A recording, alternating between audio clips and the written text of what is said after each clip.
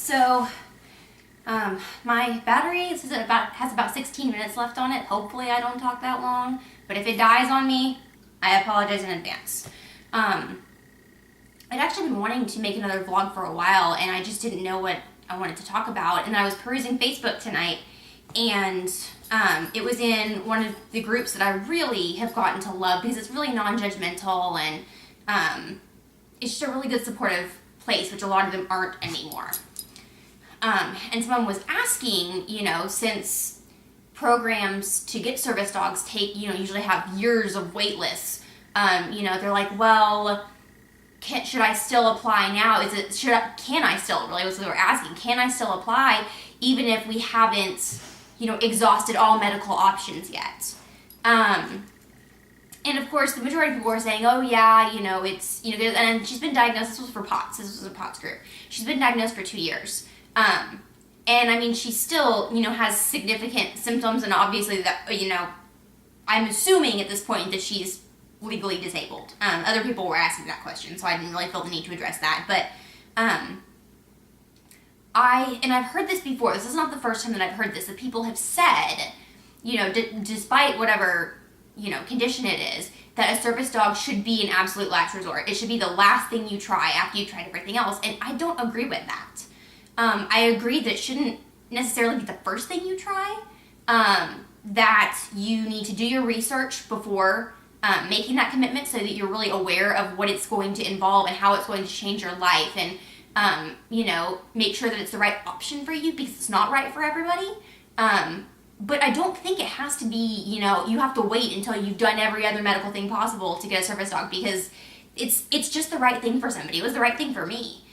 We've only tried me on one medication, mainly because I don't think there's really any point in trying others, because there's just not really a medication out there as far as my POTS goes to really do everything it needs to do. You've got some that will fix this problem, and some that'll work on that problem, and some that'll maybe do this. But basically, as far as I'm concerned, like one medication we tried I couldn't take because I have a potassium issue, and so it just tanked my potassium. So we had to stop taking that.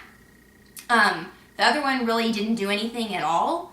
And there's, I can't take something to slow my heart down because I have bradycardia as well. So I can't take something to speed it up because then it'll get tachycardia. And so there's not a medication out there right now that actually treats all the types of POTS. There's beta blockers to slow your heart rate. There is, fludrocortisone to help you retain more fluids, and there's things like that, but I mean, they all only fix a little bit of the problem.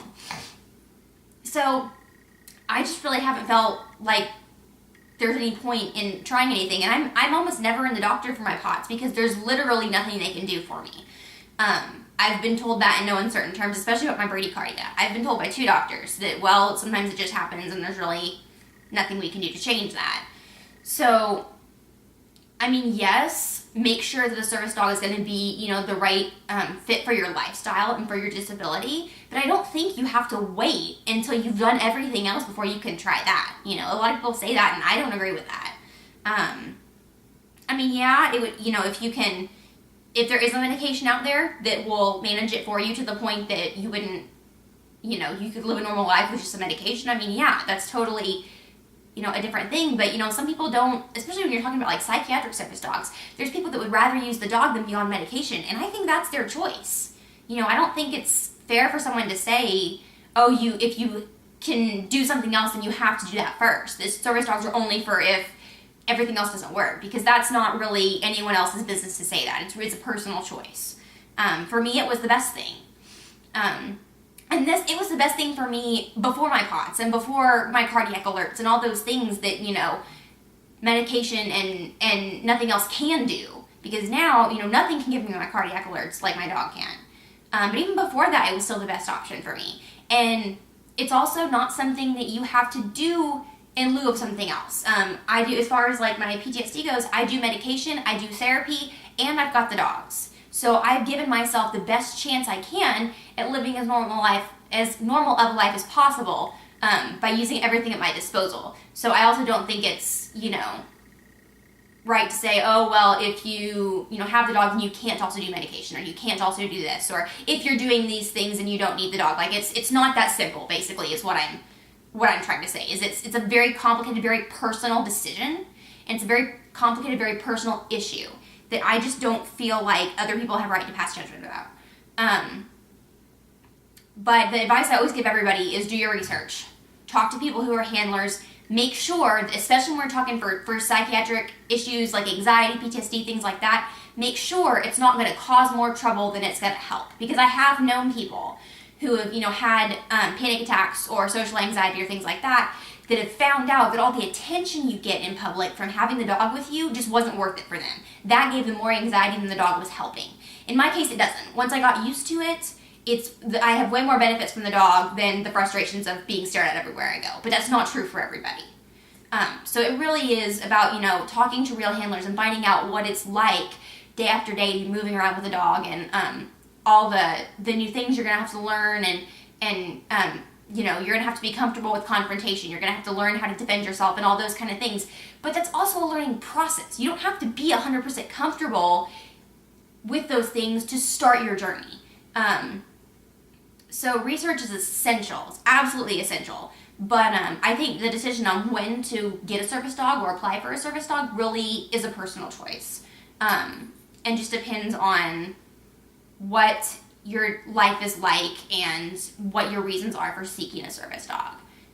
So let me know what your experiences are. Let me know how you decided a service dog was right for you, and your disabilities, and what you went through, any advice you have for anyone, because I get that question a lot on here. I get a lot of people asking me, well, here's my situation, should I look into a service dog, or would a service dog be right for me? So if anybody has any advice, put it in the comments, and because I'm answering that question constantly, and mostly what I tell people is, just do your research, talk to people who are handlers, try and do the best you can to figure out what that's really going to be like, and think about all angles of it. But really nobody can make that decision but you. That's something that you're just going to have to figure out on your own. And you don't need, it's easier to have medical support for your service dog, but you don't need it. I do not have any current letters for my service dogs because I've never lived in an apartment where they've been required, and I don't, legally they can't ask for them anyway if I'm anywhere in public, so I don't have them.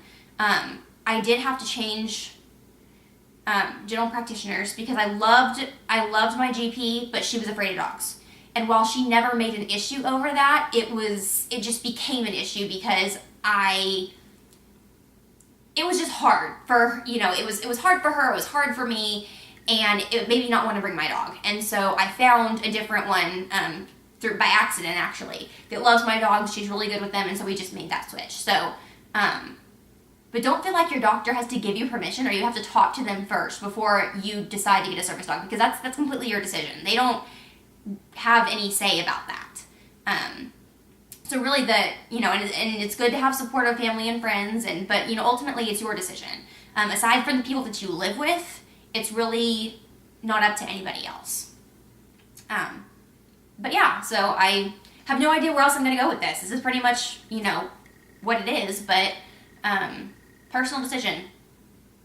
Needs to be thought out very well, but it's no one's to make but yours. And don't get scared away from trying a service dog because you haven't tried everything else, Just really think about, why do I want to do this? Why do I feel like this is a better option? Why is this something that I'm wanting to look into? So that's my best advice. Just do your research. Talk to people. Get an idea of what tasks they could do if you're not sure. Different things like that. Find a good supportive group. So, yeah, good luck with everybody. And if there's any other questions you have, anything you want us to talk about, I am always looking for ideas for vlogs, rather than ones that just come out of my head. So, let me know if there's anything you need to know, anything you want to see how I trained it. We got a request for that, a follow-up video, so we're going to be working on that. But yeah, just stay confident, guys, and keep working because you're your best advocate. And we will see you later.